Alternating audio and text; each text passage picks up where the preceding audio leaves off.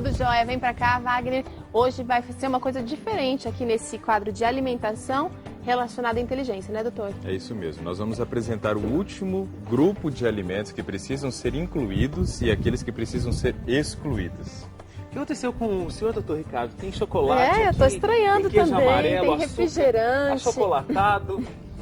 Então, esses daí são os que a gente tem que tirar. Eu vou só fechar um que a gente deve incluir. Alimentos roxos, eles são ricos em antocianina. E a antocianina, ela é extremamente importante também para essa questão da construção e consolidação do conhecimento, né, da inteligência, da memorização. Então, beterraba roxa, tem antocianina. Aqui nós temos a berinjela, que também tem a casca roxa, tem antocianina na casca. Repolho. A uva tem, o repolho tem, o blueberry ou mirtilo tem, e o açaí, que é aquilo que nós temos aí a maior condições de fazer uso, né, que está disponível hoje já no Brasil todo.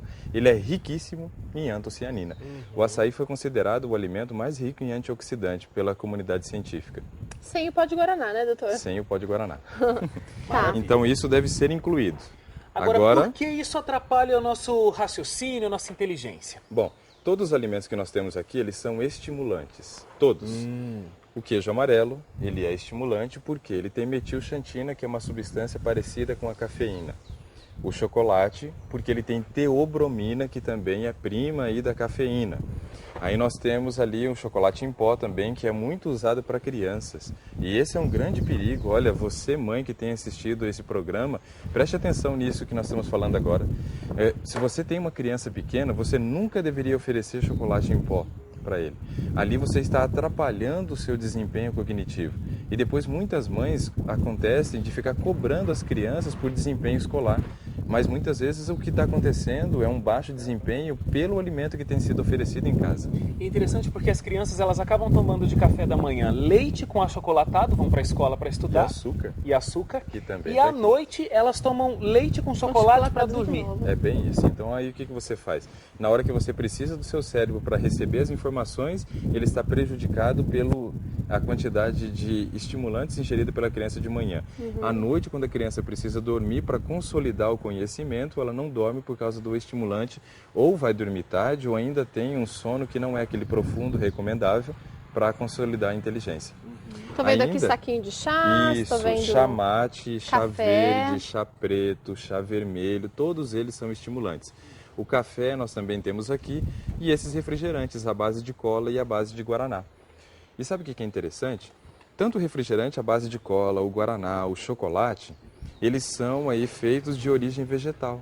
E a gente pode pensar, puxa, mas então aí nesse reino vegetal tem esses estimulantes que fazem mal? Não, não é que tem esses estimulantes. Quando você vai fazer, por exemplo, o chocolate, você usa manteiga de cacau sem problema nenhum. Mas você também usa a semente do cacau torrada e moída.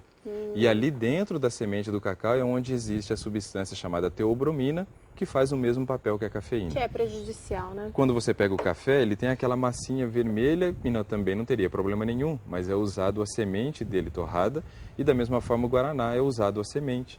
E eles são estimulantes. E qual o risco do estimulante? O estimulante faz o seu cérebro trabalhar em ritmo acelerado. Ele tira o seu funcionamento normal e passa a funcionar muitas vezes 2 dias e apenas 1, pela quantidade de estimulante ingerido. E isso faz com que quando você não faça o consumo do estimulante, é como se o dia não tivesse começado. Já ouviram aquela frase, enquanto eu não tomo um cafezinho, meu dia não começa? Eu tive um professor na faculdade que ele dizia o seguinte, meu dia só começa a partir da 3ª aula. Nas 2 primeiras aulas ele tomava refrigerante à base de cola. Na primeira, 600 ml e na segunda, mais 600 ml. E aí ele dizia, a partir da 3ª aula, eu estou bem. O meu cérebro funciona só a partir da 3ª aula. Então a gente percebe o risco que isso pode trazer para a saúde. Você estimula demais e aí causa dependência.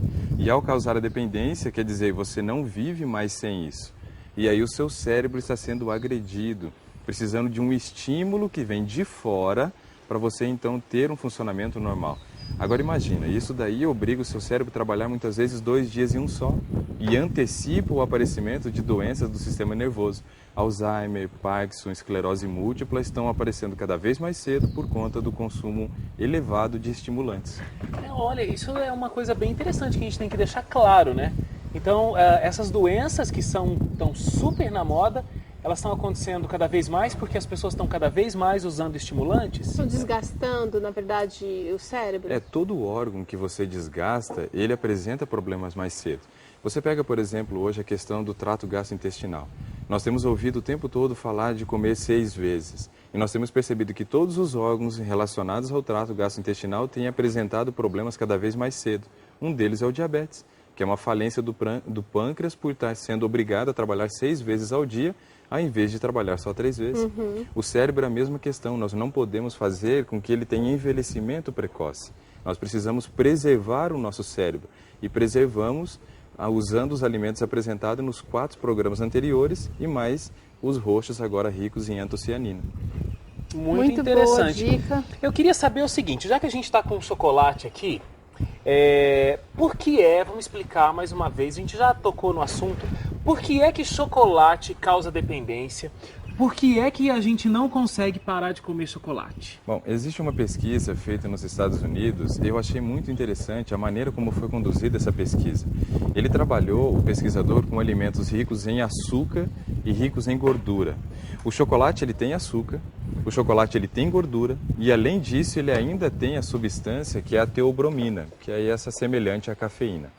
O que esse pesquisador notou quando ofereceu esse tipo de alimentação para os ratos? Eles se tornaram dependentes tanto quanto o consumo ou o uso de cocaína e heroína. Que são drogas muito mais pesadas, então, né? a forma como o seu sistema nervoso ele é afetado pelo consumo desse alimento é o mesmo caso que acontece então com o consumo ou o uso de heroína e cocaína. Ele age numa região do cérebro, que é o centro do prazer, onde existem receptores chamados receptores D2. E esses receptores liberam dopamina. Então, quando você libera dopamina, você causa a sensação de prazer. E a superestimulação causada por esses alimentos não causa a sensação de prazer, mas causa dependência. E aí, quando você retira, diminui a sua concentração de dopamina. E ao diminuir a concentração de dopamina, vem a depressão. E para corrigir, eu preciso novamente fazer o uso do alimento, do estimulante. É um ciclo, né? É um ciclo. Olha o que aconteceu com esses ratinhos. Eles ficavam dentro de uma gaiola e eles colocaram o alimento numa outra gaiola e as gaiolas interligadas por um tubo transparente, para eles observarem o comportamento do rato dentro desse tubo. Só que no tubo tinha eletrodos, onde eles levavam choque para sair da gaiola que eles estavam até a gaiola onde estava o alimento rico em gordura, rico em açúcar e o estimulante, né? Eles então levariam choque em todo o caminho. Dentro da gaiola que eles estavam, eles colocaram um alimento saudável e também colocaram a água. Então, quer dizer, se o rato quisesse comer o alimento que ele estava dependente, ele precisaria levar choque na ida para comer o alimento e na volta para beber água. E ele preferiu fazer esse caminho do que comer o alimento saudável. Que estava à disposição mais facilmente. À disposição sem precisar levar choque. Na segunda parte do projeto, eles perceberam que colocando só o alimento saudável e agora não tendo mais acesso àquele alimento no qual eles já estavam viciados, estimulados pelo consumo daquele alimento, uma boa parte dos ratos se negaram a comer. Estavam fazendo greve de fome. Então isso mostra a dependência causada por esse tipo de alimento. Gente, não é nada fácil deixar de comer tudo isso aqui. Ninguém pode negar que queijo é saboroso, que chocolate é saboroso. Mas, por outro lado, Deus também deixou pra gente uma delícia aqui, que a gente tem que se habituar a comer e reaprender muitas vezes, É uma questão realmente de hábito. E é uma questão de que a gente precisa colocar em prática com cautela. Porque senão você sofre de crise de abstinência tanto quanto uma pessoa que faz o consumo do álcool. É isso aí. E o incentivo bom é comida saudável e boa. E tem ali com a Adriana Vamos agora lá. Obrigada, uma comida Ricardo. saudável e boa. Obrigado, doutor Ricardo. Nada, é um prazer.